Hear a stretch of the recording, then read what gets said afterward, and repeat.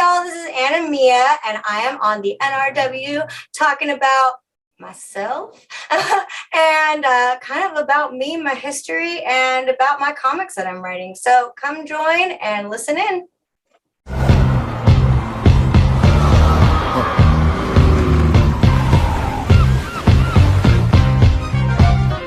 There it is. Yo, what's going on? This is the NRW Nerds. Rule the world. It's your boy, Kuya P, aka Patrick Michael Strange, the Adobro, the Babinka Boy, the leader of the Holla Holla Homies in the Cinegang gang of the Show Pal Show, and of course, the NR And today I have another amazing interview for you all. A longtime friend, cosplayer, extraordinaire, now superstar comics creator is coming through. She's holding it down over at Dynamite Entertainment with Betty Page, and she has some other projects in the work. She hasn't spilled the tea on it yet, but I have an idea because I got some inside connects too. We'll see if she's able to give us some more information. I don't know, but I love her. She's amazing. She's just super dope. I'm just going to stop because I want to get into this convo. Let's bring her in. You're gonna see on the screen now. There she is. Anna Mia, what's good, girl? Hey. How are you? I am well. It's always a pleasure to see you.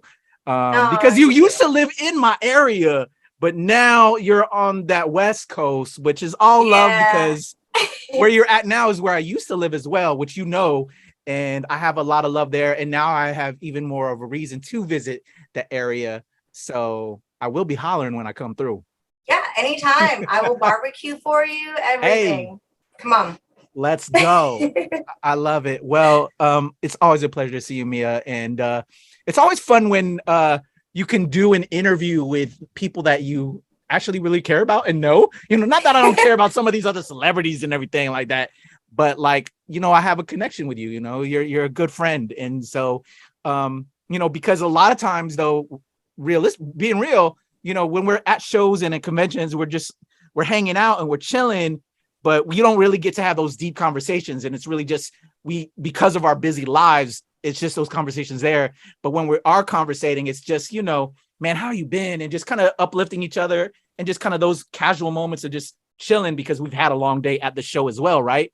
So now I have to tell you, I'm really excited and blessed to get some insight on such an amazing person that you are. I think you're absolutely amazing.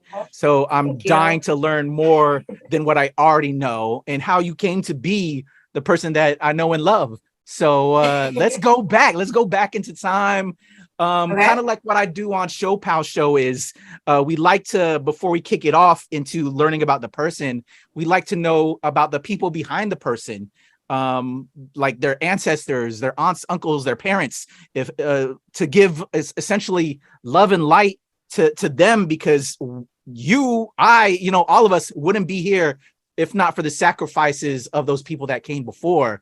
And also, I like to think that it's also in the blood. You know, I like to think that there was a crazy, wild previous ancestor that was kind of crazy like me, and that's in the DNA, and that's how I got it. So I'm curious if that is in the DNA of what you are now, like if there was some artistic flair in ancestors before. So if you could, to kick us off, tell me a little bit about them and any stories that you're aware of, to just give them a little love.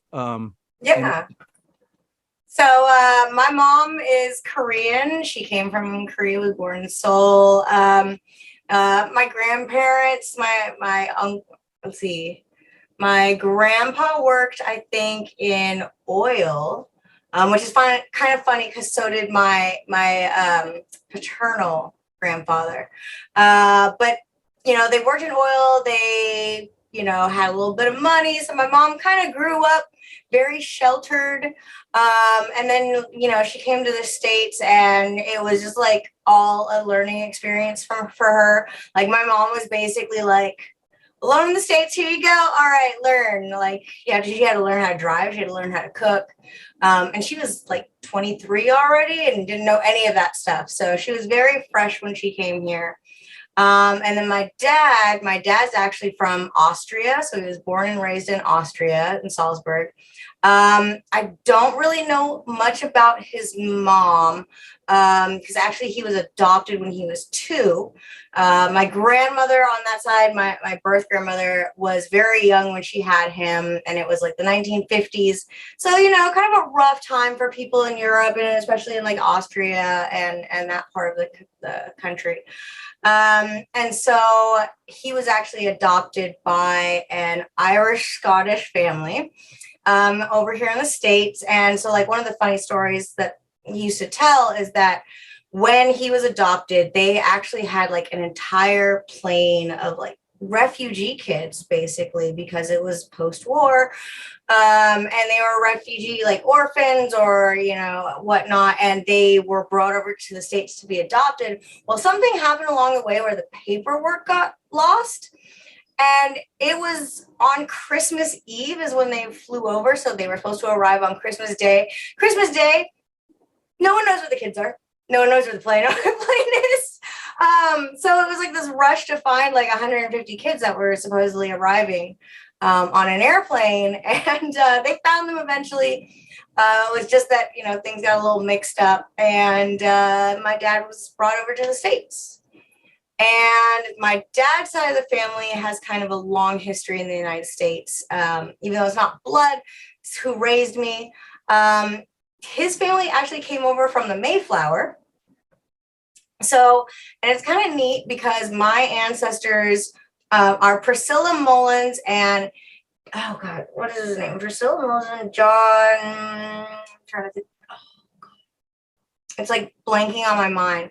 And basically it was like this first love triangle on the Mayflower. So like Priscilla was like the captain of the ship was like in love with her, and John, I was like Miles Standish, Priscilla Mullins, and there's a whole story. You can find it in like the history books.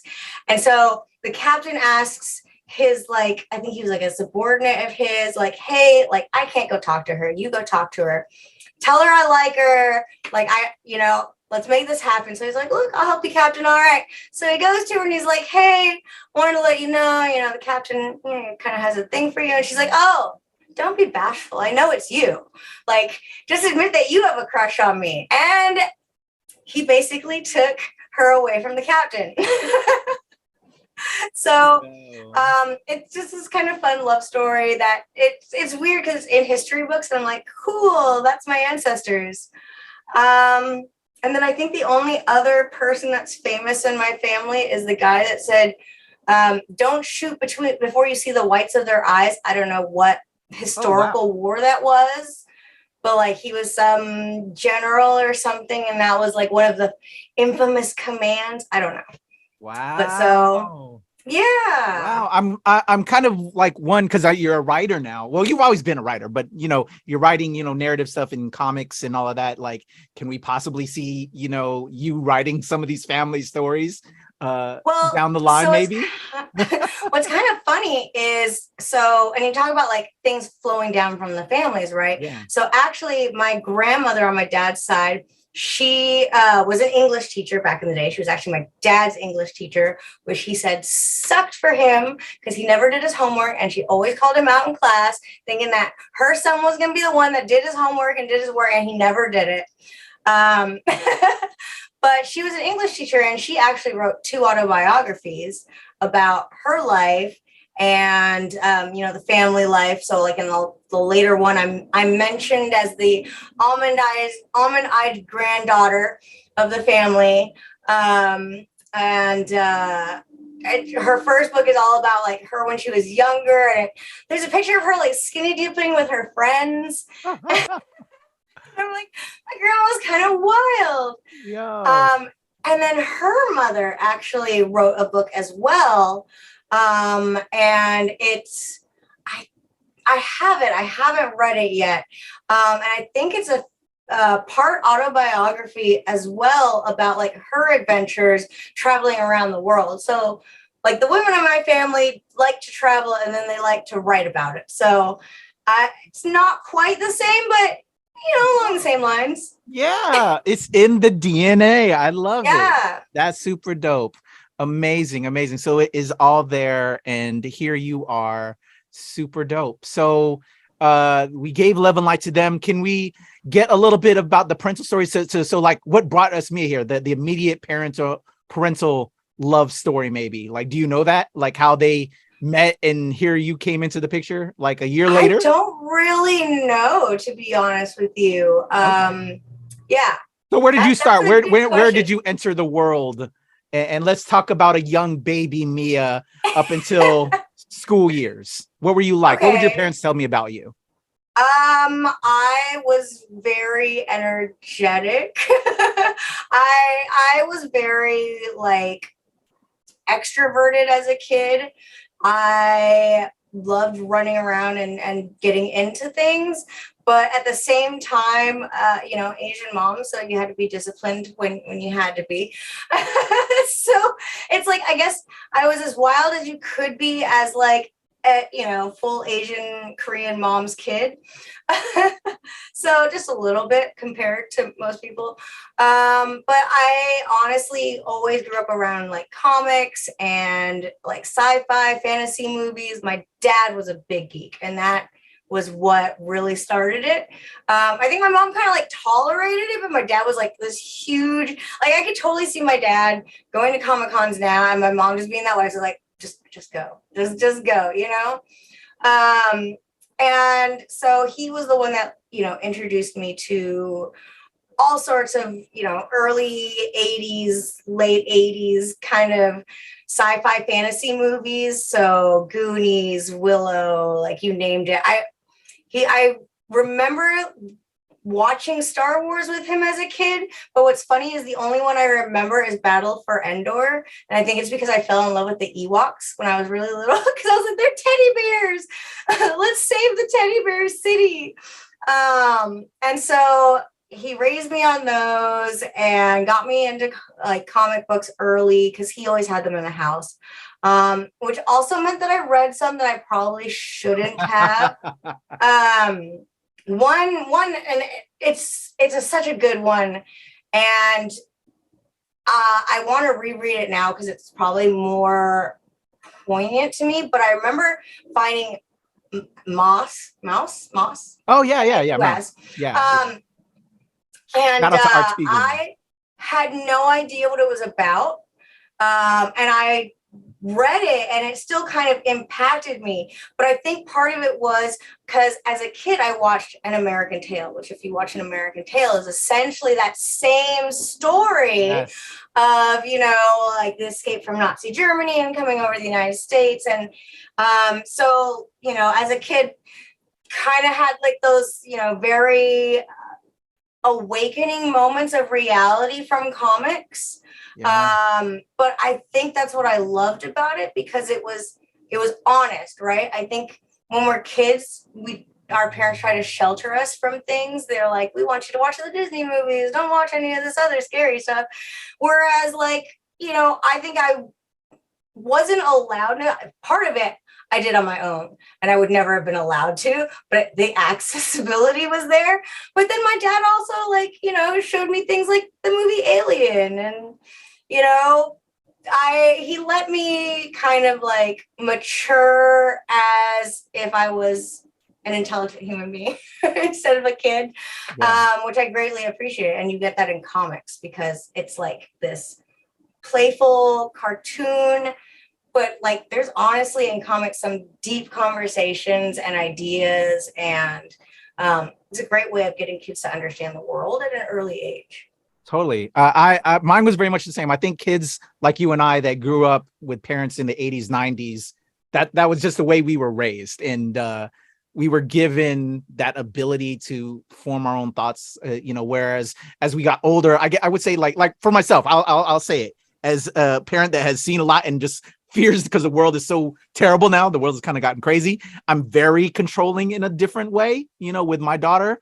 I'd like to think we give her a lot of space to kind of form her own thoughts, but then it's still, I would say because just the way the world has adapted and changed, that there's a little bit more control that we try to assume. Whereas, at 8 years old, I was watching Nightmare on Elm Street, I was a 70s, 80s baby, So we would like bike out like 5 miles. Oh, no one cared. Never happened. Where did the kids go? I don't know. They went out on their bikes somewhere. Like my kids, like if when I have kids, it's gonna be like, okay, you play in the cul-de-sac. That's it. That's it. Exactly. Leave that. That's the exact difference. Like, you know, like my parents would let us just go. Now you got to stay right here. If I can't see you, you shouldn't go anywhere. Yeah. 80s kids movies were horrifying at times. Nowadays, kids movies, all fun and fart jokes. Like, yep. So I love it. I love all of that geek love, and that coming from your father is super dope. Let's still stay in that pocket of before we get into like school, because then we kind of like figure a little bit more stuff out. I want to know about the times, as you and I are both mixed kids. We're also, you know, Asian mom, white parents. I want to know, to break that monolith, you know, because, you know, they kind of throw that Asian monolith on all this, but we're all raised differently. And also we have that layer as mixed kids. When did you first discover you were half Asian, and then also the half white side? And what was that like? And any racial undertones or things that may have happened with that? Did you hate yourself? Because, you know, I'll be honest, I had friends, and I actually had a lot of pride personally, but I had a lot of friends that hated the Filipino side of themselves, and it broke my heart in different ways. But when you experience racism and the labeling of the world, it's just a sad state of affairs. Mm-hmm. Can you tell me your that part of you growing up? Yeah. So, I mean, growing up, when I was up until like the third grade, I really didn't experience much racism. And I think it was because I was raised around, because of my mom, I was raised around like a lot of Asian kids, like, you know, Americanized Asian kids, like, because we were a military family. So there were a lot of like halves. There were a lot of like, you know, the military father or mother, and then like the Asian, you know, partner. And so I had a lot of kids that we kind of grew up and we understood each other. And then my parents got divorced, and my mom and I moved to California. And that was when I first experienced like racism. And I think it was also kind of the area that we were in. It was San Diego in the 90s, a little bit, you know, it was a little bit, I don't know. But I think the first time I ever really experienced it was my mom's friend had a son that was the same age as me, and we were in the car, and we were at a stoplight, and he and I were looking at the car next to us, and it was like these surfer guys, and they had these really cool surfboards on top of their car, and we were looking at them like, wow, they're awesome, this is so cool. It was like the fourth grade. We're like, this is so awesome. And then like they saw us looking, and they started doing the like eye thing. And then, yeah, it was really, I remember I just started crying, and like my mom couldn't understand. Like I didn't want to say anything. Like, how do you say that to your parents? Right. And so I just was like, I didn't say anything at the time. I didn't know how to process it. But I do remember that, just like that experience stuck with me. And then, yeah, I had like a bully that same year in school that would pick on me, you know, at recess for being Asian, which that was like, I don't know whether schools were better about it back then, but, you know, they squashed that pretty hard in the beginning. So that was really good of them. And then from then on, I moved up to Washington State, which has a really big Asian American community, big Korean population here, which was great for my mom, because my mom, like I said, she was full-blooded Korean, and then moved to the States. So for her, it's like she had no idea what she was doing, raising like an Americanized like Asian kid. She's like trying to raise me the ways that she was raised in Korea, but it's like that does not work here at all. So it was a constant like power struggle between her and I. Like we butted heads for a lot, because there was this like not understanding of where each, like now in life we understand each other a little bit more, but back then it was like I felt so restricted because I wasn't allowed to like have a life. But like at the same time, my mom was like, I never had a life. My life in Korea was studying. We didn't have lives. You don't get to have friends. I didn't have friends. So and then, like in America, you're like, but that's not how it works here. I want like slumber parties and stuff like that.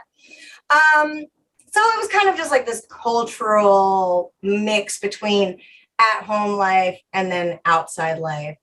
And it was always just weird to figure out where I stood, right? Because it's like, I call myself this. I know it's probably some people. I call myself a Twinkie. Also because like I'm very sweet and soft. But like I look Asian, but I'm very American. Like I was born and raised here. You know, I don't really know a lot about the Korean side of me. I went there once when I was younger, but I don't really know the culture as much. So for me, it's this hard thing because you get looked at one way by some people, and then you get looked at the completely opposite way by another. So for instance, when I took the SATs, of course, my mom made me take the SATs 6 times to make sure that I got a better, as many times as I needed to try and get a better score before I said I'm done. And I literally switched between doing the white bubble versus the Asian bubble. And then the next one, I'd be like, I'm white, I'm Asian. Like, I just went back and forth because, like, I'm so glad that they now have the 2 or more option, because back then I was like, I don't know how to answer this question. Like, yeah, I do remember doing both as well until they started doing 2 or more. Yeah. Because it's like, what, I didn't know where I fit in. Because it's like, if you look at me and you're white, you're going to assume I'm Asian. But if you talk to me, or you're, even Asian people, they look at me and like, if I speak Korean, I went to Korea and I tried to speak Korean, and they just look at me like, oh, you try so hard, you're trying. I'm like, man, you have to be so condescending because I'm half. Like, so yeah, it was very hard to know where you fit in. Thank you for sharing and being real and open and honest. I appreciate it. It's hard, man. And I have, as you know, we as mixed kids and Asian kids, especially, as loving as they think they are, can also make you push away, in a lot of respects.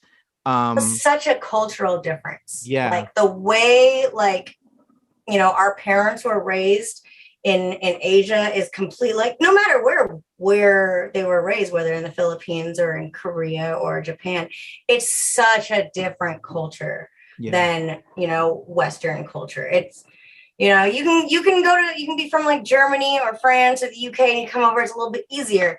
You come from Asia and it's all different. So different. Oh yeah. It's a big issue that we still are talking out amongst ourselves and as the people. I've been involved, with a lot of API conversations and talks for the months, and I'm sure you have as well. And it's can be difficult in certain respects, right? And also when you have the layer of being a mixed Asian kid, it's there, man. But we'll continue on with the amazing Anna Mia. Let's get into school years, and because I'm sure a lot of that is going to come into play as well, especially when it comes to the school years, right? So we're getting into middle school, we're getting into high school, we're learning other people. And, when you have like that Asian parent, I don't want you doing that because they want us to focus on this. What kind of activities did you get into, and do you recall being some of your early passions and maybe what you wanted to do at that time in your life until cosplay was never in the picture yet, or, acting, comic writing? What did Anna Mia, when she was first getting into school, learning about English, history, science, math, what activities did Anna Mia get into? Okay, so starting off, I was a huge nerd growing up. I mean, it's that Asian thing, right? Like you study. And that's like what your life is. And so that was like my biggest thing when I was younger, is I was always studying, always doing, things like that. Like I loved creative writing because I read a lot. So it's kind of funny because I used to write when I was younger. I took a creative writing course at a community college when I was like 12. Oh, wow. Yeah, like I was really into writing, but that's because like I loved reading. Like I attribute a lot of my childhood weight gain to the Book It program. I really do. Dang you, Pizza Hut, because I read so many books that I would get like those free pizzas I remember that once a week. And it got to the point where my teacher called my mom in because she did not believe that I was reading that many books. And I was just like, I don't have a life. Like my mom does not let me have a life. there is nothing for me to do but read. So yeah, I was a total nerd, book nerd as a kid. And then yeah, I gained a lot of weight. So I was I was dweeby. All right. I had like the friends that we sat underneath the stairs, like all at lunch. Our seats were like underneath the stairs. All right. That's where we sat. That my little group. We were kind of like the nerdy bunch. But I always wanted to like do things that the other kids were doing. So I remember like trying out for a cheerleading. I tried out for cheerleading every year. I know now as an adult, now that I'm on an adult volunteer cheerleading team, I was that good. I'm still not really that good, but you know, I tried. I wanted to, and you know, I tried to get involved in things. But yeah, as the daughter of a very strict Korean mom, I was not allowed to do a lot of things. Like I could never stay the whole time at a school dance. I had to leave a little bit early. So it was kind of rough because I didn't really have a lot of friends. But if anything, that made me kind of very creative. Because I don't know, when you're by yourself as an only child in your house, you get real creative. You start coming up with ideas and you start making things. And I think that's a lot of where my creativity came from. Is it's like, all right, I'm a kid by myself in this house. I got no friends. I got to occupy my own time. We're going to make up stories. We're going to, you know, and so I did a lot of that and did a You wrote lot of fanfic? writing. I didn't do fanfic. I don't think fanfic was that big. At least I didn't know about it when I was younger. But I wrote a lot of like, so I wrote a very cheesy horror story along like the very Christopher Pike, R.L. Stine, Fear Street. And it had to do with like, of course, cheerleaders and in a high school and notes in a locker. I don't even remember. It was super cheesy. And I Do you remember still have writing them? that. Do you know if you still have them? Oh God, somewhere. I think I have like a lot of those somewhere. I just never want to look at That would be kind of dope if you were to revisit. I'm just saying. Anyway, continue. But yeah, so it was just something that like I was always into as a kid. And it's just funny that now it's come back around to that because I spent so much of my life like studying and trying to get the good grades and be that like perfect Asian kid. And now I'm like, I dress up for a living and I write comic books. And it's like totally probably the opposite of anything my mom wanted. But I love it and it's really who I am. So I love it. I love it. All right. So school years, very strict Asian parent. I know that very well. And then when you it's get pretty home, boring. kind of just create, you know, you find your own world, you create your own world because you can't go out into the real world. It's sad. A lot of people are like, oh, it's so sad. But you know what? I loved it in a different way, right? It was what it was. But I remember writing my own comic books and reading How to Draw Comics the Marvel Way by John Buscema and Stan Lee, learning how to write and create comic books on my own, and then having a bunch of friends that I could, you know, other Asian kids that couldn't go out and do the party stuff. So we wrote on and created our own comic books, and then went to like little conventions in Seattle because I was living in Seattle living in Port Orchard across the Sound, taking not the trolley. I was saying trolley. The Ferry to the Space Needle, and they used to have a convention there. It was the very early days of Emerald City Comic Con, and oh my God, and also the days. comic book shop that was in Pike's Place Market. They always had yeah. signings. They're still there. They're still there in that bottom part of the floor, as far as I know. That was my joint, yo. I'll never forget. But yeah, and yeah, it was crazy when you live under an Asian parent. So when it came ready to graduate, what career or aspirations did you have? Were they pressuring you to go to a certain school? Let's walk into that standpoint. What was the pressure that they had for you, and what did you have for yourself that you wanted to do? Oh man, my first year of college was such an eye-opener because first off, I graduated when I was 17 and I started college when I was 17. And I went to college and my bright idea was I've never had friends. So I'm going to join a sorority because screw it, I'm just gonna buy friends. You know, like I'm gonna finally become part of that popular crowd I was never allowed to be friends with. So I joined a sorority and I was like 17. So the running joke was anytime we did something, it was, do we need to get your mom to sign a permission slip? Well, hold on, before we get there, because that I know it's gonna get wild, because that's where we can be free. Before we got there, what was that high school decision? Because when we have to tell them where we want to go and they kind of push you in a certain way, or like what, did they want you to go to a specific college, or what was that like? My mom made me pay to my mom paid to have me apply to every single Ivy League college. I knew there was no way. I was a great student. I had a great GPA, but I didn't have all the president of the high school or whatnot, the extracurriculars I really didn't have. So, I knew that wasn't going to happen, but I got into the University of Washington, which, my mom, is a very prestigious school. My mom was really happy about it. And of course, my mom's like, the usual thing, go to med school, you'd be a great doctor. And honestly, I'm glad that the University of Washington has kind of a pre-med thing where they make you go through certain things to see if you even have the guts for it, really. And one of those is giving someone a shot. I can't do it.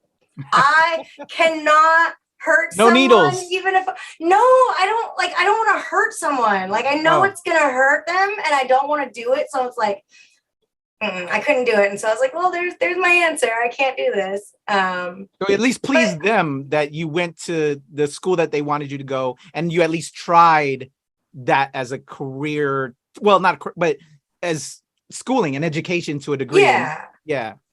But in all honesty, my parents were pretty hands off when it came to college. It was pretty much all right, you can make your own decisions. You're 18. So they were pretty hands off. And then when I started college, my mom actually moved to LA. So it was oh, cool, I'm in Seattle by myself now. Oh, it was, but at a cost. Because when you've been repressed, it's that whole thing about preachers' kids, right? Preachers' daughters are freaking crazy because it's when you've been repressed your whole life and you're suddenly thrusted into an environment where you can literally do anything, especially in joining a sorority. It was just overload, and it's I'm gonna do everything my mom said I couldn't, and my GPA went it was so bad. And that was when I realized I needed an adult supervision. Me who's I can do this, I'm an adult. I was no, I'm not prepared for life, the real world. I wasn't really prepared for the real world. Do you think it was good to go through that though? I think we have to finally, we have to have these certain moments because you were repressed. Let's be, so it was good to get to there, then obviously because of the foundation, which is good. Because my daughter needs to thinking as a parent now, myself, I was doing what my parents said, you and I, we in high school, we did what we were supposed to do.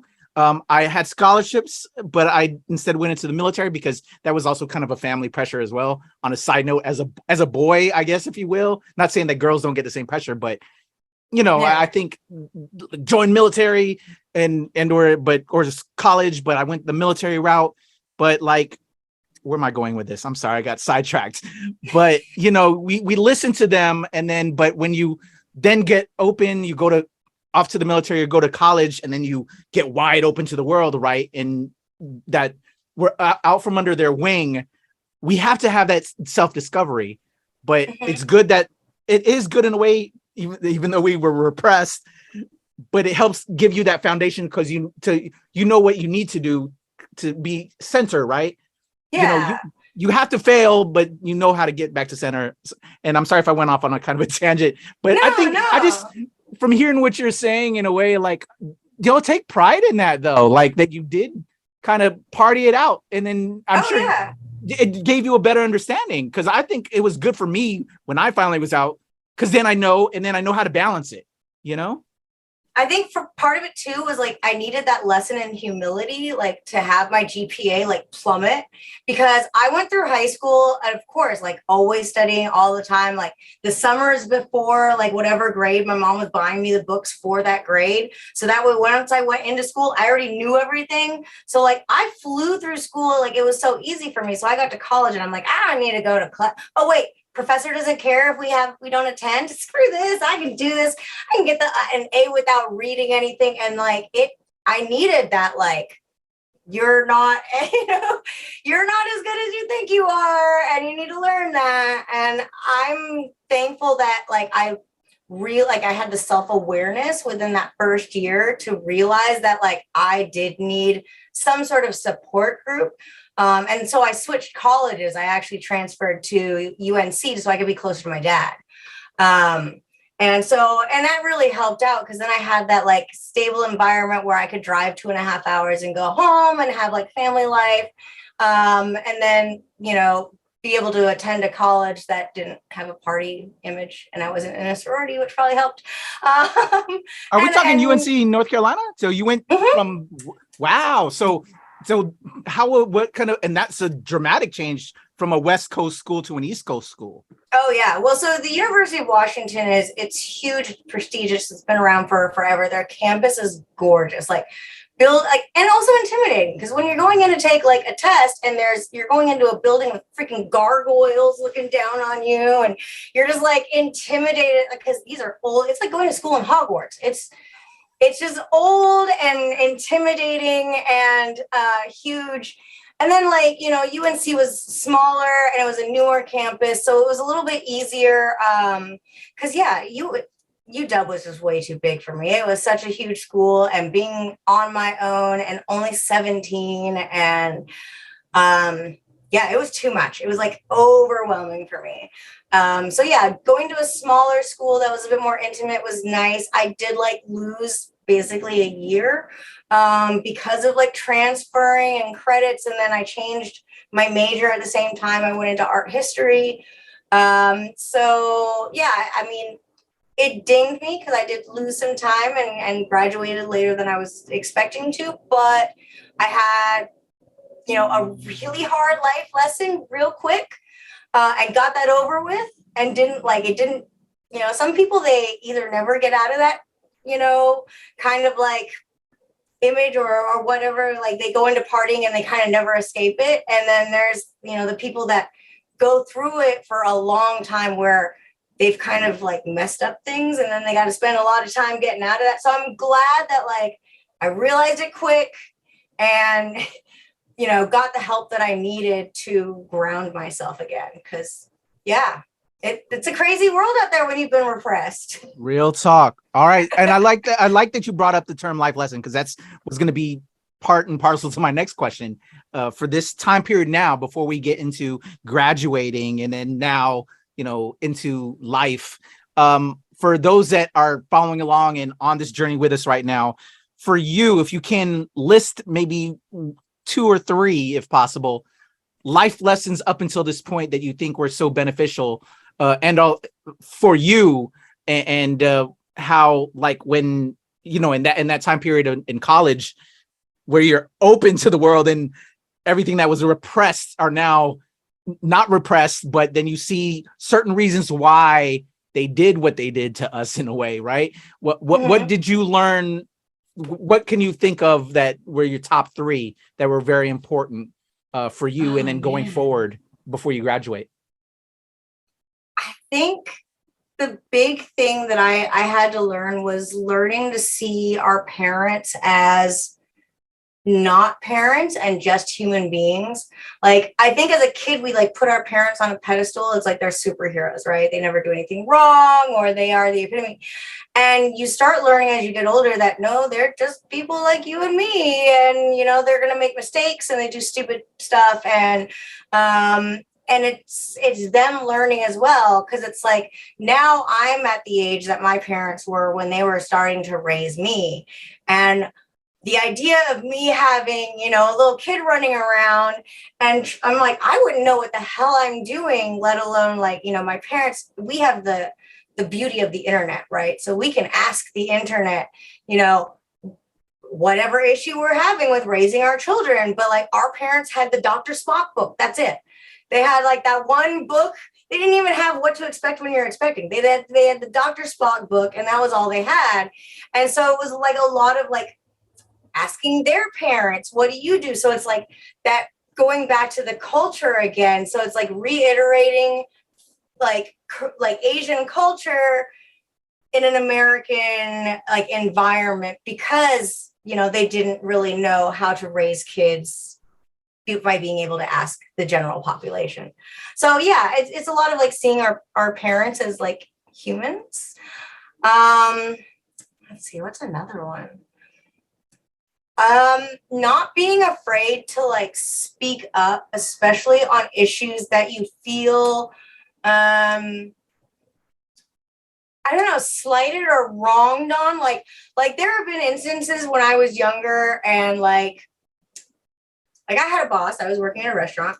And my assistant manager had a habit of slapping the girls on the butt on the back line, right? And one day I told him, I was like, I don't like that.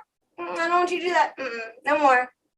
And like a week later, he fired me and was like, it doesn't seem like you really enjoy the environment here. And now as an adult, I'm like, why didn't I speak up? Why didn't I say something? Because at the time I knew that was wrong, because I literally walked out of there and was like, F everyone. I had that classic half-baked scene where he like quits.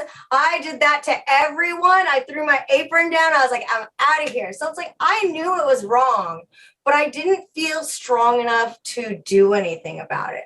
And I feel like I want people like now, like, you know, kids nowadays I feel like they do with the internet again, and with that support and knowing that like something like that happens, I feel like kids now would know like that is wrong, get a lawyer, sue. You know, but back when I was younger, it was like I was too timid and too scared. So yeah, I think being able to know like your voice, and honestly not being afraid to just change direction.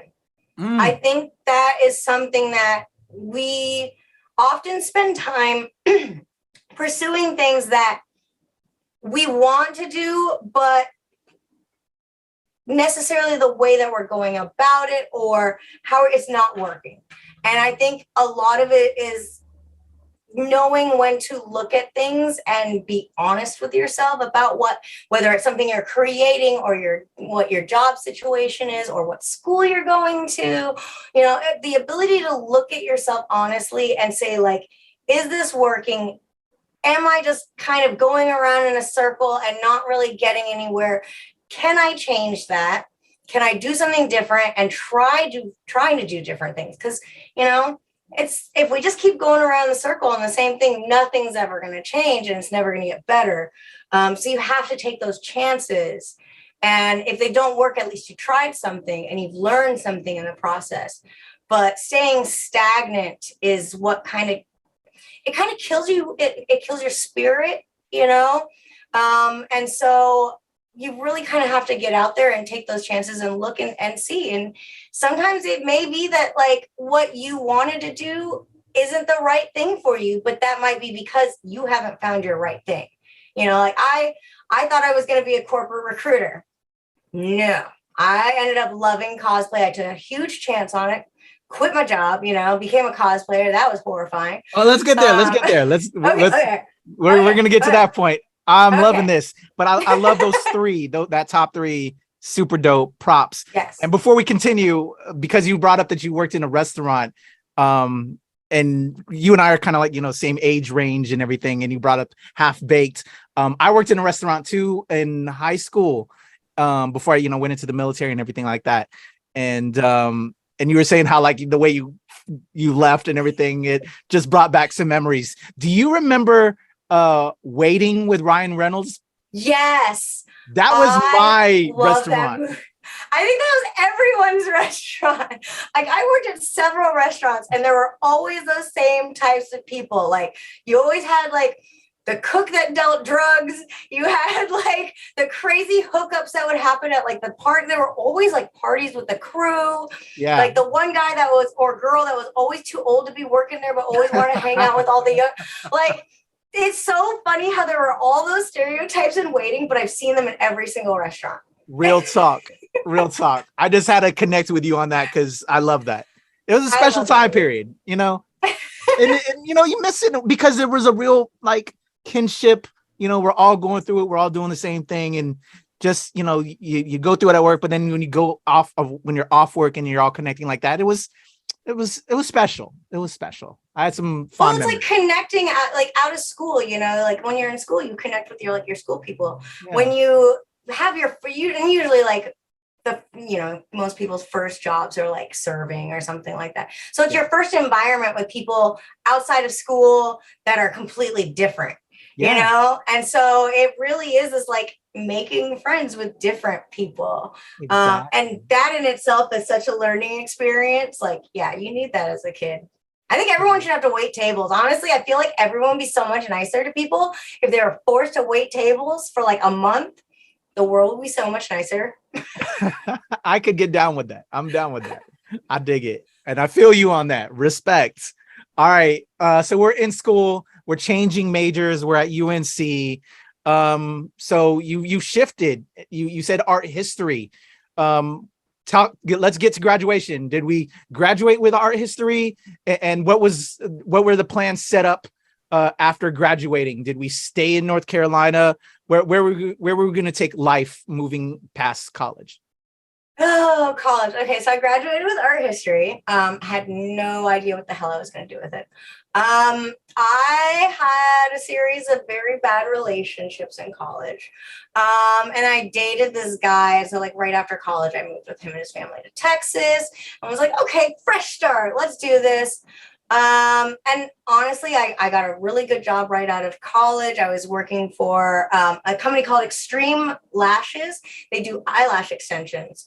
And I started working in sales and ended up becoming an international franchise coordinator. So I was basically running their international franchises, which was really weird to have like a 24-year-old girl being the boss of a bunch of like 40, 50, 60-year-olds. But I made really hella good money.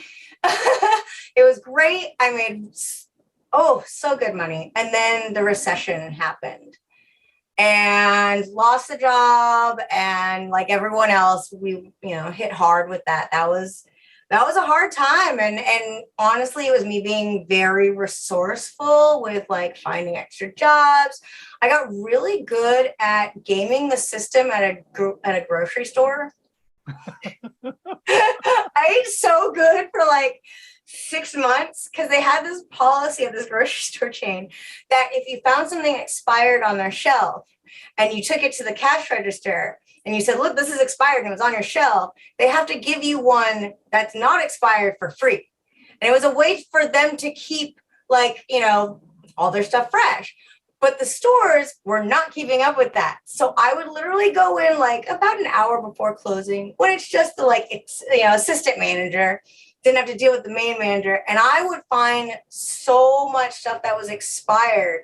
And it was all the good stuff, right? So like bacon wrapped filet mignons. Cause like, when they're like $20 a pack, not a lot of people buy those. And so there were always ones that were like, going bad. So like I would get like cartons of juices and like fillets. I think it's like the reason why I learned how to grill or cook ribs was because I got a whole like rack of ribs one time for free.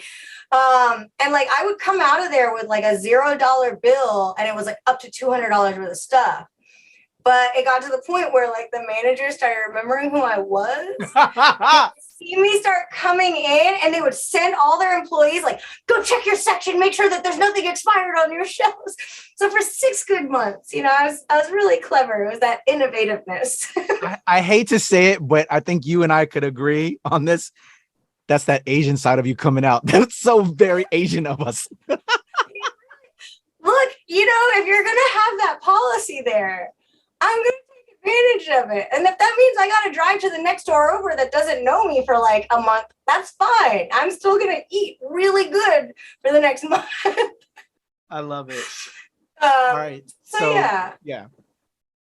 that was that. And yeah, I was such a bad dater. I picked horrible guys. So were you staying in Texas because of the I was staying in relationship? Texas. And I moved around in different parts. I started off in Tomball, which is right north of San Antonio, dinky little town. Or not Tomball, New Braunfels. And then I moved to Tomball, which is in Houston. And I stayed there for a couple of years, lived through some hurricanes, you know. It was fun. I missed the weather, but I had the opportunity to move back to Seattle, and I took it. And yeah, it was kind of nice to come back home. Got into recruiting, did corporate recruiting for Microsoft for a while. So I was hiring a bunch of like the tech people because like there's so much tech here. So kind of like grossed by how much they woo their like tech people. Like, so I worked on the university recruiting side. So I was recruiting people straight out of universities. And by that time, I was like 26, 27. So I'm like now recruiting people that are like, 22. And this person's like just getting out of college. All right, I need you to arrange a 4-day trip for this person. Oh, and their girlfriend. You're going to put them up in this hotel. We're going to take them to the campus. Then I want you to rent them an SUV, get them some ski passes, get them like up to the Mount Rainier so they can go skiing, give them a good little vacation. Like this is how they were wooing their like, tech talent. And I was just like, this is so gross. You guys are spending like $7,000 to woo this kid. And I'm like, so everyone, just so you know, if you are in tech, these companies will woo you if you're really good. And it was just kind of insane. Yeah. So yeah, I did recruiting for a while. Corporate recruiting. So with that being said, because you're back in Seattle, that's I would assume also because your mother is in the area. Mm-hmm. Was the relationship, because you went from UW to UNC and then you went to Texas, was going back into like, strict mothers and family things, was family good with all of that? Were you and was when that relationship thing happened with, you went to UNC, was it cool with moms? Was moms, what was that like on that kind of side of the house? I'm kind of curious, as caring about you as a person and that whole family structure with that and you being back there. Well, I mean, my mom and I, like I said, we butted heads a lot. And so when I left, and this is why I will always warn parents, like, don't suffocate your children. Don't do that, because when they get away, they will want to get so far away from you. And that was really what it was. And for the longest time, like, I really didn't want to have a relationship with her because, like, I felt like I missed out on having a like American childhood, like a childhood I should have had, because, I was raised culturally different. And I blamed her a lot for that, because I didn't understand her point of view, because you're still young, and it's hard for you to, as adults, it's hard for some people to like think in the eyes of someone else, right? And so when I moved back, we talked every now and then, but we pretty much kind of like lived our own life. And we still have kind of like, a strain. It gets better. The first visits were a little bit rough, and can't like get away with talking without having some sort of argument starting up. But I think as we're getting older, she has chilled out more. And I mean, she's also got like some other like personality issues and stuff like that too. And so, but she's kind of changed, I think, and realized a bit about like what she did as well. And I've gotten older, and I'm less blaming her for what happened or like how I was raised, and trying to be more understanding of the fact that like she was basically like all alone and didn't know jack, and she was just trying to do the best that she could. And while it sucked, and like for me, and I would have liked to have had a different childhood, that was what she knew. And like, you want to be mad at her? but you Yeah, can't because you're like, I understand, like you did not know what you were doing and you had no support. So we're getting better. It's getting there. I think okay. it's the maturity, right? The maturity and understanding that you get as you're older. Definitely. I feel that. And that's beautiful. I was, because, we're going back and forth across the country with your story.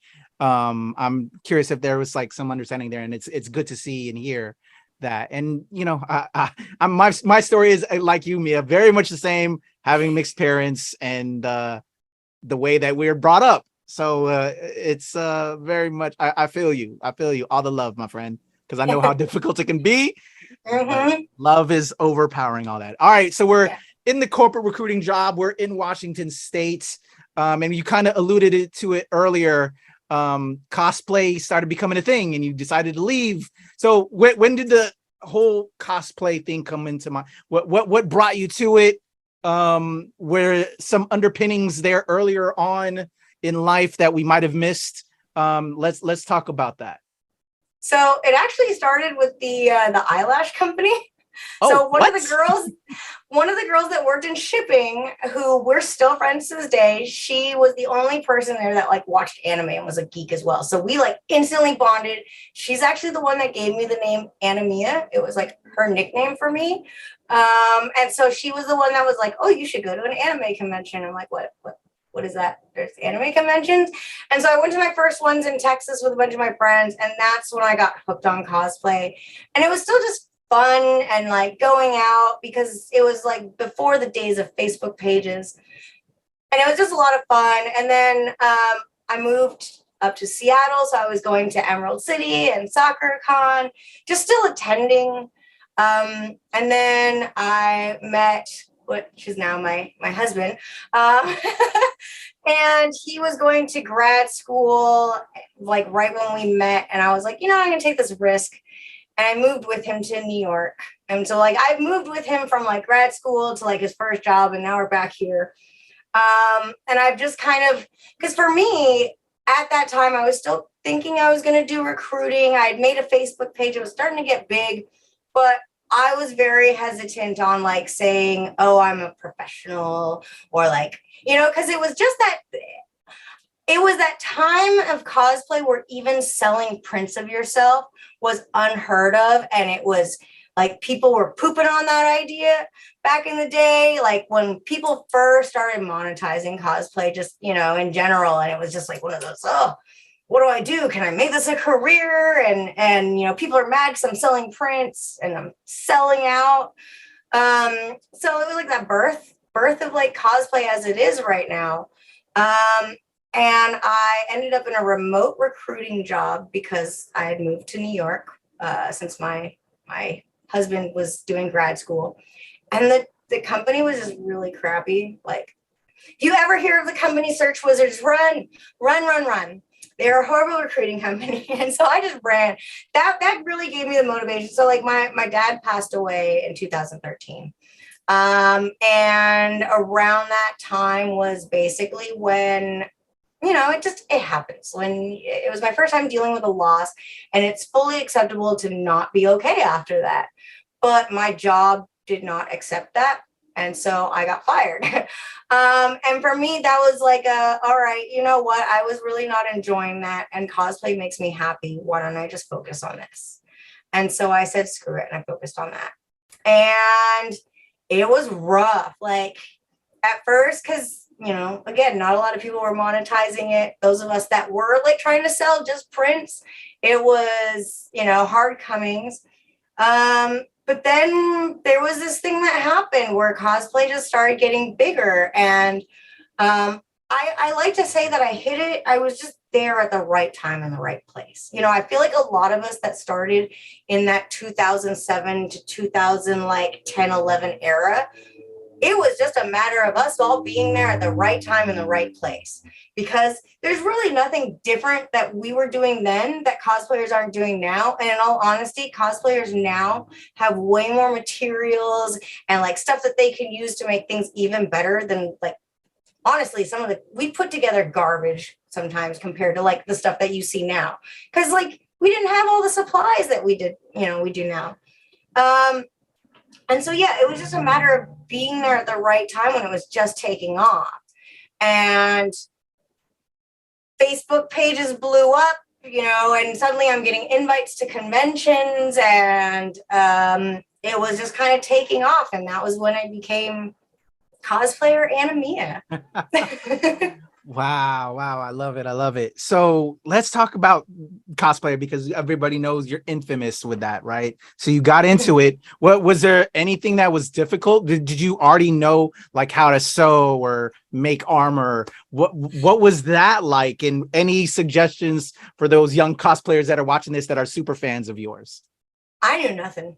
And it was so bad because like nowadays there are like 500 websites that you can go to and buy pre-made cosplays, and there's nothing wrong with that. There's nothing wrong with buying pre-made cosplays, absolutely.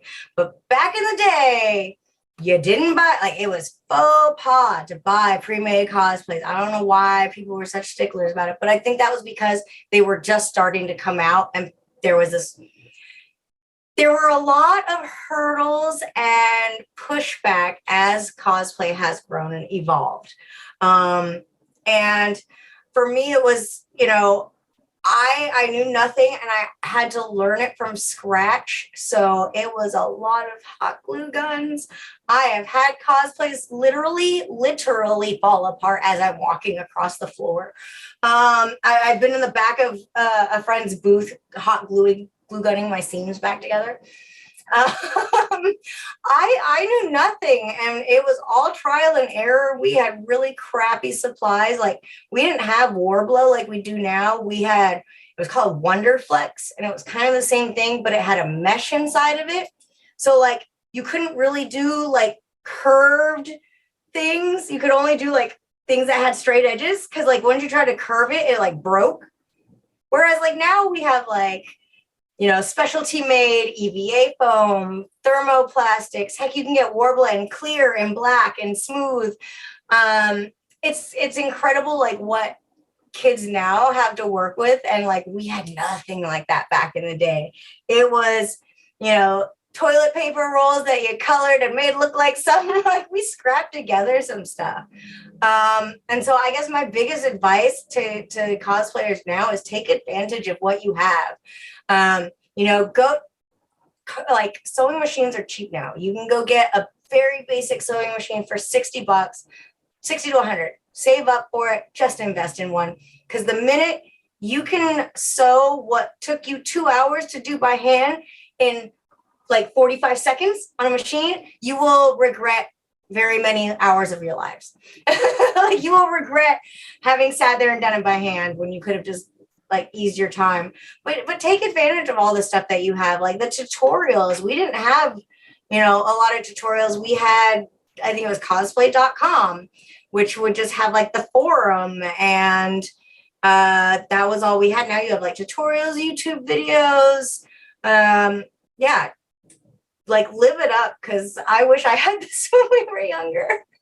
I love it. All right. So I'm gonna get back to cosplay, but what I did hear and what I do love, and I love Justin. So you went back to Washington State, you met him, you followed him out to New York, and he was with you as you got into cosplay. Tell me how important Justin was in having a relationship, and when you finding this new part of yourself and having that support system, and just give me a little bit of love story with you and my man. I came out of like very abusive relationships before him. So it was one of those where I was very hesitant to be vulnerable in relationships, and he was very understanding of that. And he was very understanding of like who I was as a person, because it's like, he is very, like, he works for the government, he got his master's degree, he's very studious, he's, like, wears a suit and tie sometimes, like very, normal everyday guy. And here I am, like a complete and utter dork. I'm like, hey, let's go to San Diego Comic-Con. But in all honesty, I think that was like a part of him that he had, that he never let his freak flag fly, and then in dating me, I'm like, let's be geeks together.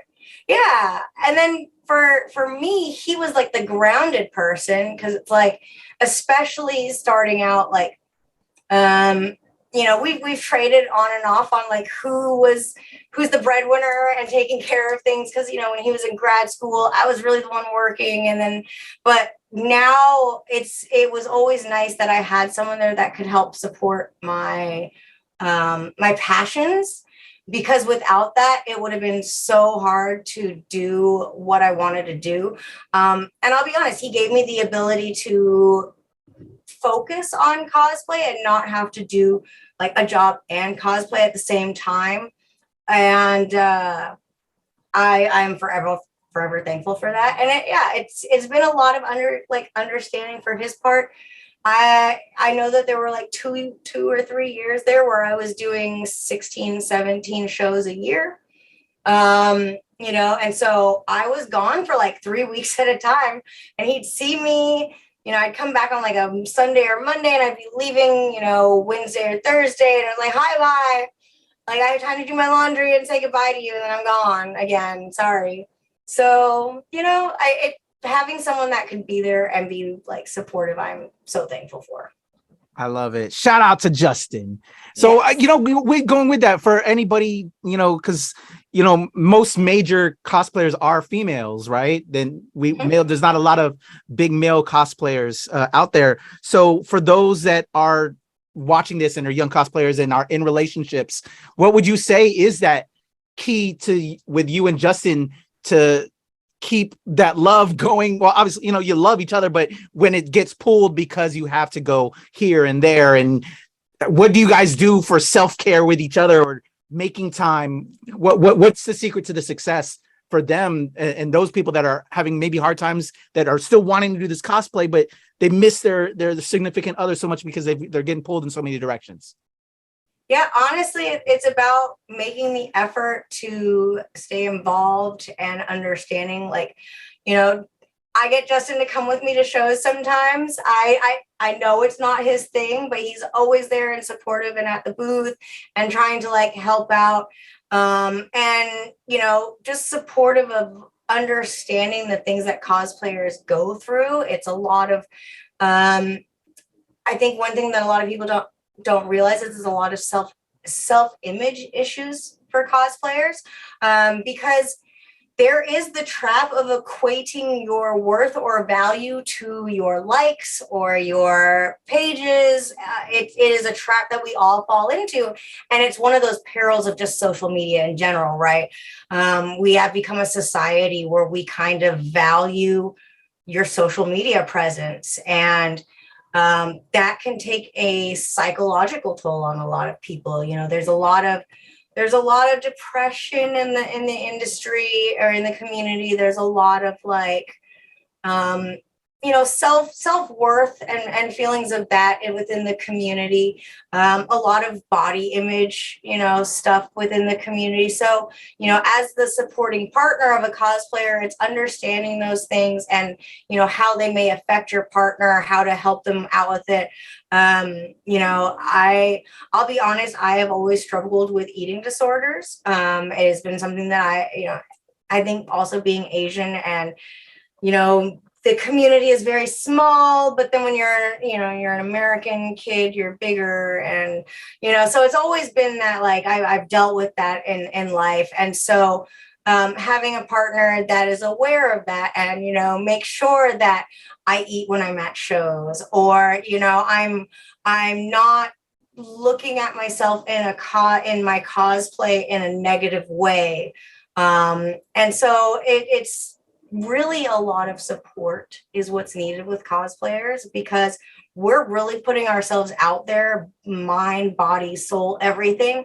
And that takes a psychological and emotional toll on us. And that's why there's burnout, and that's why there's people that quit. And so, yeah, just being that support, giving the cuddles, giving the good words, and, you know, the sweet talk. I love it. I love it. Definitely support, communication, all of that, and finding time to just have that care both as a couple and individually. Self-care is so important. And yes, I feel that. So you know what, let's go ahead and tackle this one before we go into more on that realm of things and then leading into comics. What would you say for also as another pro tip from the amazing Anna Mia to these young cats that are watching this, things to look out for, watch out for. Like, again, if you're not getting support, if you have that other significant or that partner that isn't supporting you or just being a block, you know, what do you say to that? Or what are some pro tips that, and just dealing with shows or things that you are quick lessons for you or red flags when you're interacting with different people? And like going on the whole like support thing, I think my biggest thing is to be aware of the people that you surround yourself with, right? Making sure that when you're making cosplay friends, you're making friends for the right reasons. You know, there's sad to say there are a lot of people that want to be friends with people because of who they are or what they can offer them.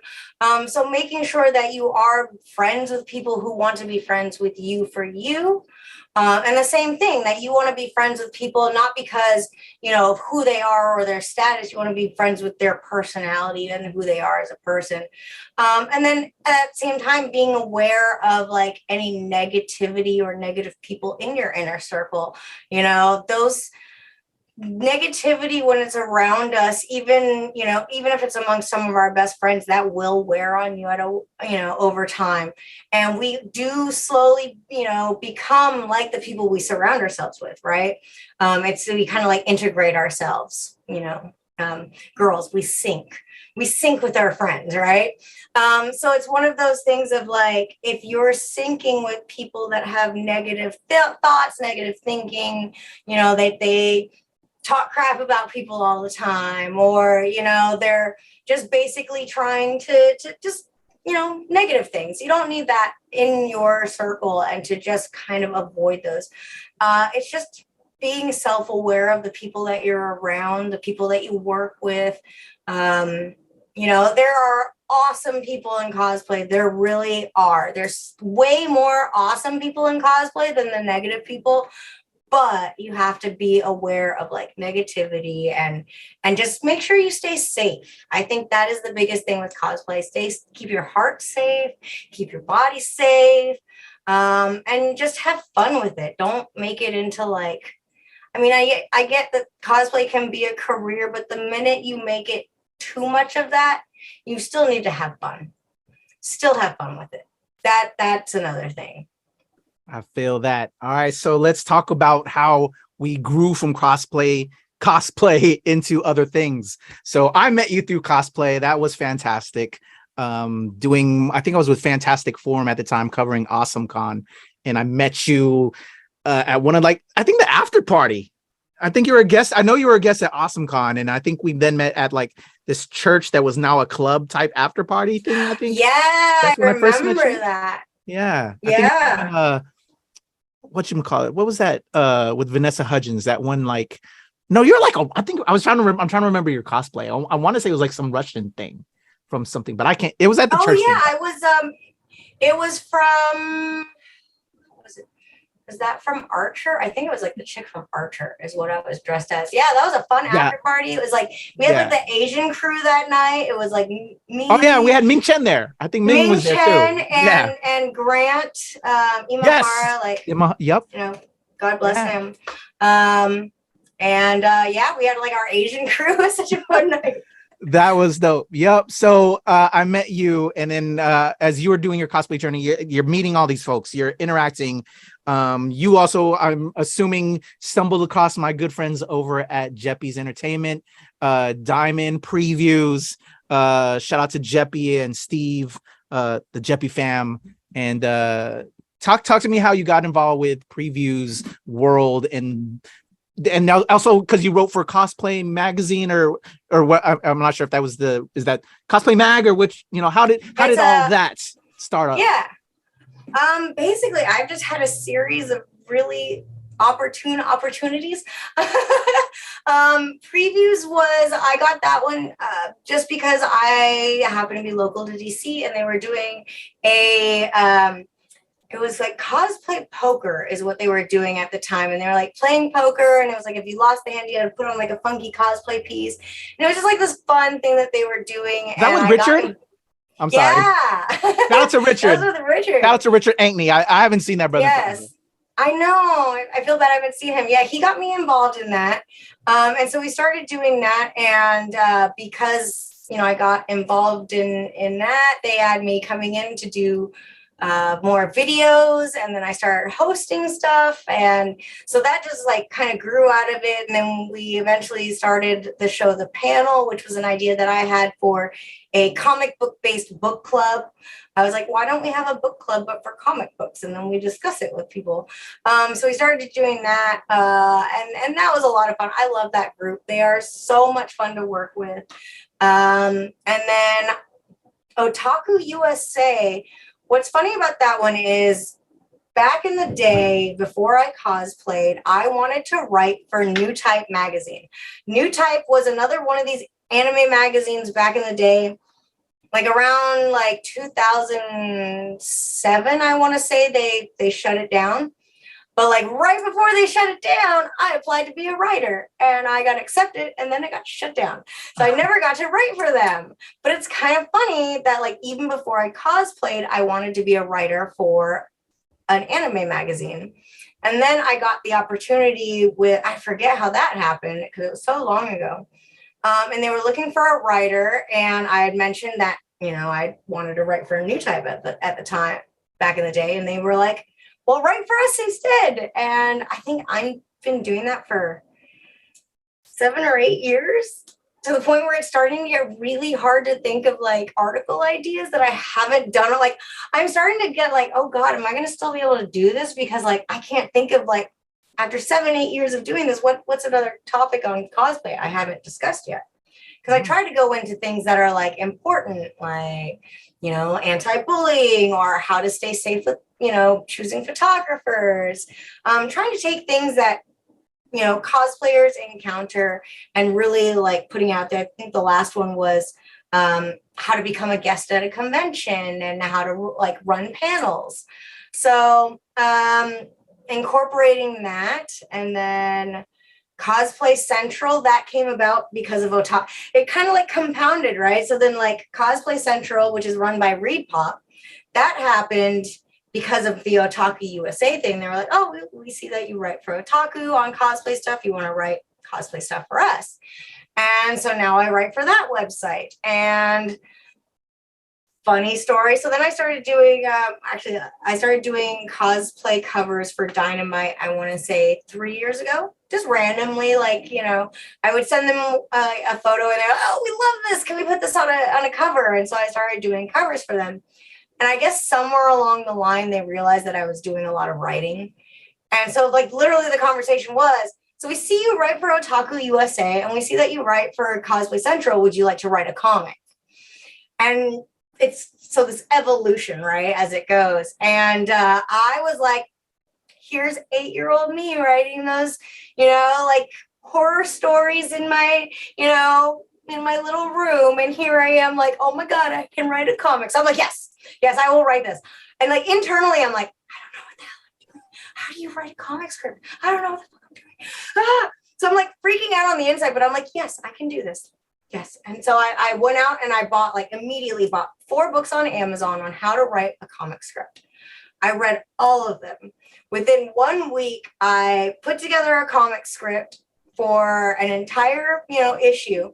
What's funny is I actually didn't even know how many pages I was supposed to write because they hadn't told me yet. Because I just like, they just gave me the hint of an idea. We're like, well, we'd have you write like Betty Page.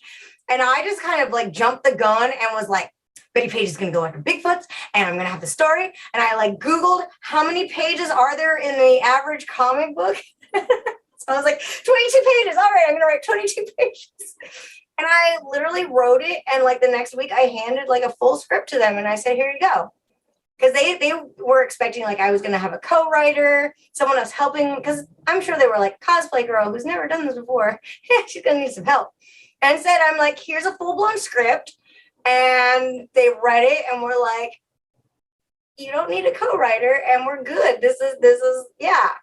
And they went with my first draft. And yeah, they've gone from there. After that, then they asked me if I wanted to write a series, which that was a trip because, you know, it's, you know, 5 issues, So you got this whole story arc, which was completely different than a one shot.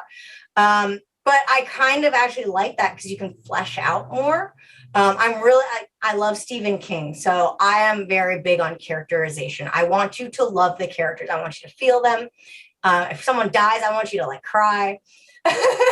So doing something in like 24 pages where it's a complete story is so hard because like you really can't go into the characterization. It's like action, action, action. But with that, having like 5 issues, even then I felt a little constricted, but I was able to like give the characters more personality, which is what I really liked.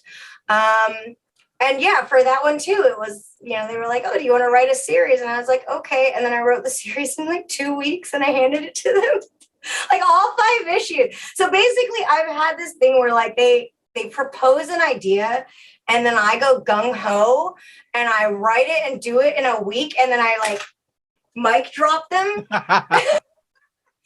So, but I learned that that's not good to do because I got really excited because like they had thrown out like some other ideas of other characters and stuff like that. And I was just like thinking of other things. And so I ended up writing another 5-issue Betty Page series. It's already written. I wrote it. I turned it into like the synopsis and everything. And I think just the timing isn't right because, I didn't know, when it comes to comics, you don't want to like have someone do a back-to-back series, right? Like you don't want to have like, okay, Anna Mia wrote this like Betty Page series and then bam, like another one or at the same time even, right? So it's like spacing them out. So here I am like, written this whole like 5-issue thing. And it's like, yeah, we'll wait. Maybe next year, a year and a half. And so I was like, oh, dang, I went too hard, too fast. And I didn't ask first. So I'm like sitting on this script. But I mean, honestly, I wanted to write it and it just flowed out of me. So ain't no wrong with that. All right. So there's a possible chance that we'll get another Betty Page 5-issue arc. I'm just saying, it's already written. Yeah. I love it. So we've covered a lot of this writing aspect of you at Previews World. I meant to chime in with the Previews World side of things because we've talked about your journey thus far, but like getting in front of a camera, that wasn't really happening in these other aspects of your journey of life. So how was that an easy transition to like host and run the panel and communicate like you and I are doing right now? Was that a fun transition or did you have to get used to that? It's kind of weird. I'm what I call an extroverted introvert.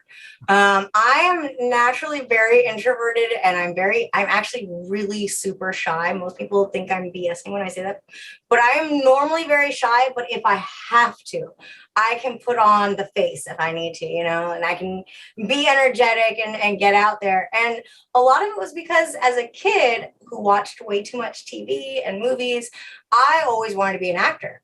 That was like, I wanted to write and act. Like I took acting courses. I did I was in advanced acting. I did community theater. So I did like all these acting things, but I also always still had like a little bit of stage fright. And I think that's because I was that nerd kid, right? I didn't have all the confidence. And luckily, one of the things that cosplay did was it gave me a lot of confidence. So when it came time to getting on camera and doing stuff for Previews World, it kind of came almost naturally to me a little bit. The first couple runs were a little scary, because you are talking to a lens. It's a little intimidating.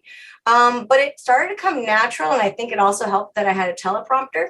So I'm not, teleprompters are great. Don't make me think about what I have to say. But at the same time, it's also bad because I'm like Ron Burgundy. I will read what is on the teleprompter.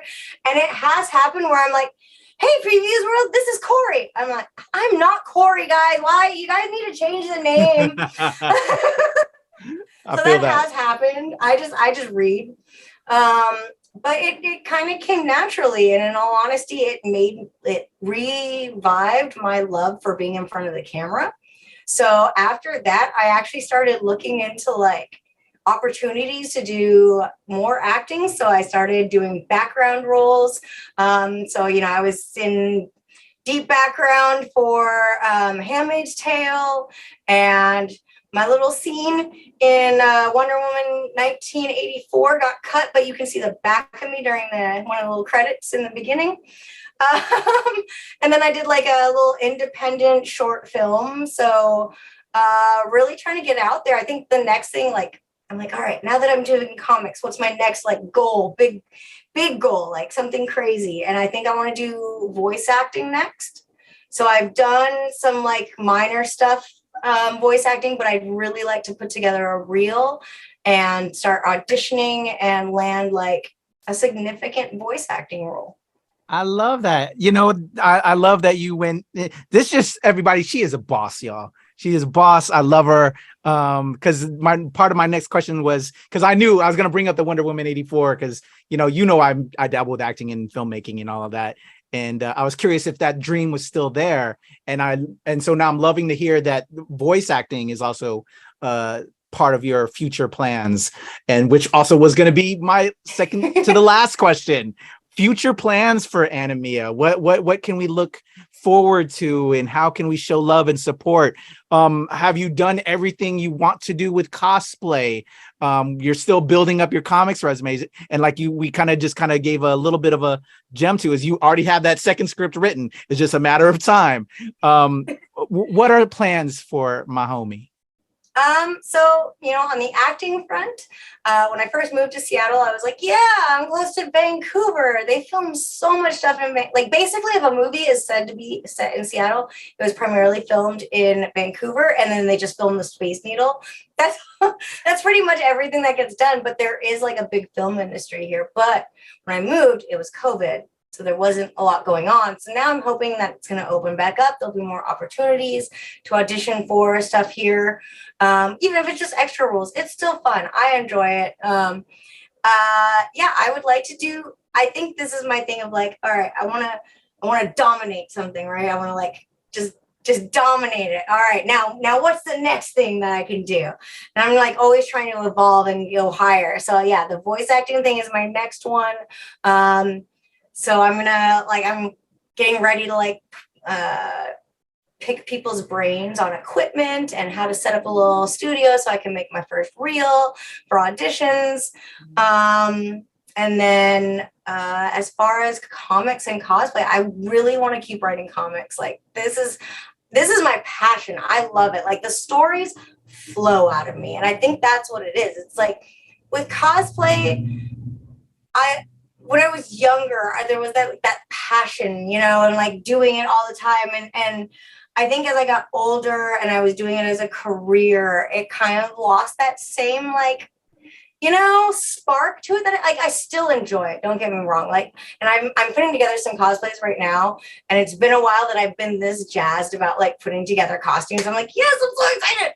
Because I think for a while it just became such a job that like, you know, it became almost as something that I had to do. Whereas like comic writing, it just flows. It comes so natural. Like I get an idea in my head and I'm just like, I'm writing all the time, like writing while I'm eating, writing while I'm watching a movie with my husband, like until it's out of my head and on paper, I won't stop. It's actually kind of, it's a little bad because I will like pull it. I will stay up till 2 if the mood is going and I'm still writing. I'm not going to stop. So that is really my passion. But at the same time, I'm a baby writer, so you know I'm getting the baby pay, and you know it's not constant steady work because you know you learn the comic industry.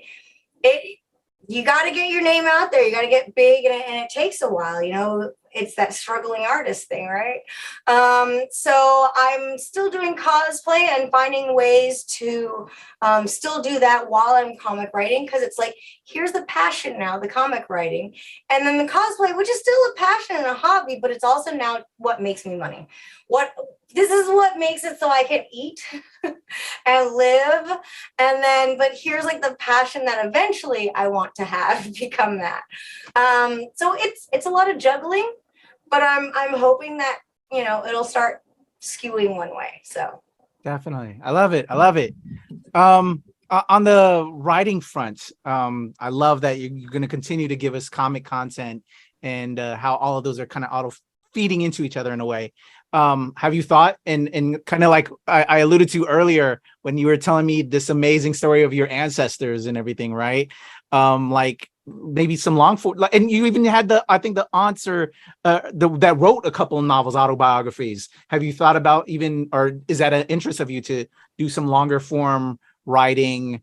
Also with the acting front, like writing screenplays. And you all know, that. screenplays are something that I've actually been very interested in, just because I am It's a longer comic book. well, I mean, it really is. That's really all it is. And if you look at Kevin Smith's comic scripts, they just look exactly like a film script because that's his writing style, and it works for both. In all honesty, because comics are essentially a movie storyboard. It's just a storyboard, you know.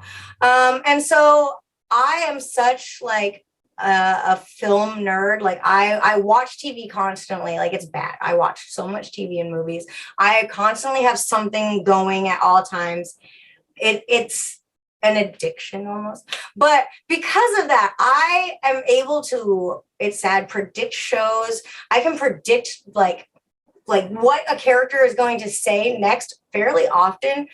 It just comes to me, and I'm just like, you know, maybe I should be writing these, because if I'm already like to the point where I can write a script that an artist can understand what I'm trying to portray, and then trying to do that where you're doing a screenplay, which is a lot of the verbal, and you're leaving a lot of the rest up to the director. So it's kind of like, as a comic writer, you're doing both. You're doing the dialogue, and you're doing the like directing and how it's storyboard. Whereas with the screenwriting, it's a lot more dialogue, and then like little bits of like, you know, what is going on in the background, whereas like it's super detailed in comics. So they actually work really well. And so maybe that's something there I could probably do. I thought about it. I'm just saying, as your friend who, you know, I've dabbled in both. I'm in all those worlds, and it's been somewhat the secret to my own success because they do so much interconnect. I'd love to see you do it, and I would love to collaborate with you as you do it. So Yes, yes. I love it. I love it. So y'all, I've gotten a lot longer than I wanted to because I know she has stuff to do, but we also have another interview on the NRW where we get a little bit more into Betty Page. If you were tuning in to know about that, we have that covered there. Anna and Mia and I had a convo like a couple months back where we put that. So, and now we have this, and then Anna Mia is going to be back. That's the homie, you know, and as we said, she has a lot of things on her plate and coming and on her way. You know, I would love to have you back to discuss that and give you love and light as always. And hopefully maybe some of that can also interweave in me and the homie are collaborating on some things. Yeah, so we need to work together. I would love to work. You know, with you. it would be dope to work with you on some things. Yes. So yeah, Anna Mia, last question before I forget. I almost forgot. I always like to do a nerd check, and we know from the jump off, you're a card carrying nerd. You know what I'm saying? From the jump. So what is a nerd thing that people don't really know, that we people, you know, we know you were in comics, you can't give me those, you can't give me that, I need something different. If you were to give a TED talk on something you're particularly nerd about, and it doesn't have to be that regular, you know, true essence of nerd with pop culture stuff, it could be you're nerdy about tax law, because I actually have an actor friend who was a lawyer at one time, but like he still loves tax law and can give you everything about that. I have a friend that, like, you know, who's a food cat, is a cook, and I've seen inklings of you on your Twitter and IGs. You're a little bit of a foodie, cooking. So maybe if that is it, but what is something Anna Mia could give a TED talk on that nobody really knows? Yeah, no, I love cooking. That nobody knows. Well, the most people that, you know, because they just see. I think the big thing that most people don't know about me is like I absolutely love like fashion, like high-end fashion. I know I don't really talk about it a lot. I mean, okay, again, Asian mom, Korean mom, all right. I grew up with the Louis, the Gucci, like you knew what those were at a young age because it's all about the status symbols with Koreans. I know. But I have absolutely loved fashion since I was little. So it's really hard for me because most people think I'm like this super nerd, but then like I can also be kind of like super girly when it comes to like fashion, because like I get so into it. I know the collections, I know the designers. It's also hell on my bank account because I'm already buying like expensive geek stuff and like my Funko addiction and all this other stuff, video games, and then it's like high-end fashion. Like I'm broke constantly. So so that is my thing. It's not just toys that make me broke, it's also high-end fashion because like yeah, I can't get away from my upbringing. I love it. You would have loved to talk to me. I had a guest, an interview yesterday as of this recording, who's getting ready for New York Fashion Week. Ooh. Yeah, so like she was telling me about all that, and it's amazing. I love it. All right, so fashion. I can feel that vibe. It's very Asian of you. I love it, Mia. You are the best. For those that might be listening in as they're or watching this, but particularly those listening right now that are probably driving in their car, how can they reach out to you? How can they follow you? Let's give all those socials. And for those that are watching on YouTube or whatever, look in the description below. I'll have all of our contact information there, so you can show her love and give her all those subscribes and all of that. But for those driving right now, how can they hit you up, Anime? So I am pretty much fine. You can find me anywhere under Anemia Official. You can honestly just Google me and you can find all of my social media links. It's kind of scary. It's really scary sometimes that I can find pictures of myself faster by Googling myself appropriately rather than going through my phone. That's disgustingly scary. But you can find me in all those places. I did just start a Patreon, and it's not just pictures of me. I'm talking about comics actually. So I'm kind of like taking people on this journey with me as I'm learning about the comic industry and how it works. I'm teaching other people and showing them like this is how it is behind the scenes, and giving people an insight into kind of my life as a giant geek Jill of a million trades.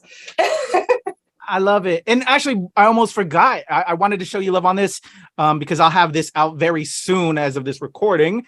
Don't we have a photo book that you're working on right now? Is that campaign? How long is that campaign going on? Oh, just ended? That one just ended. Yeah, it just ended, but it was super successful. Okay. I'm definitely going to do another campaign towards the end of the year for my calendar. So keep an eye out for that. So there you go. Make sure y'all subscribe in the. Oh wait, and all of that. Can I say one thing? Yes. I am doing a charity. It's a charity. Like you can buy Polaroids or a photo set of me in a very skimpy pride bikini for charity. The proceeds go to Cheer Seattle, which is the volunteer adult cheerleading team that I'm on.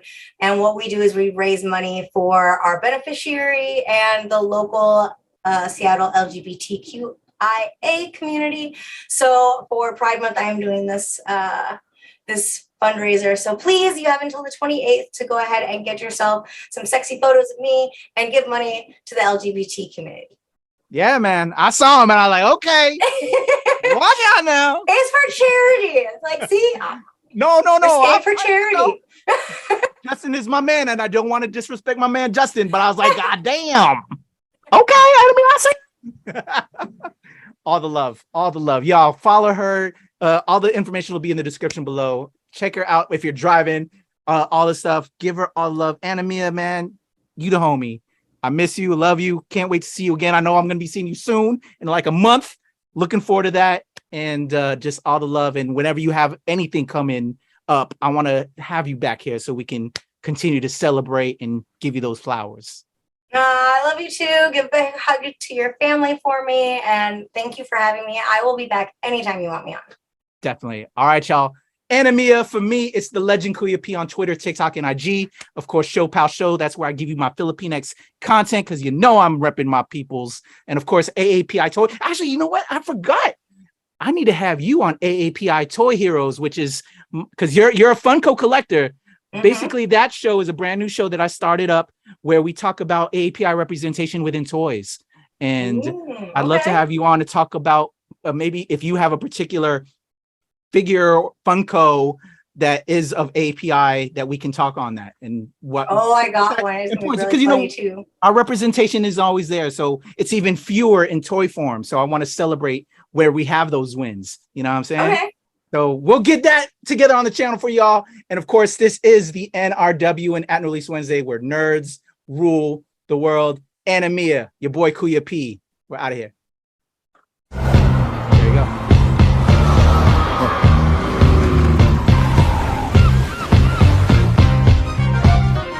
There it is.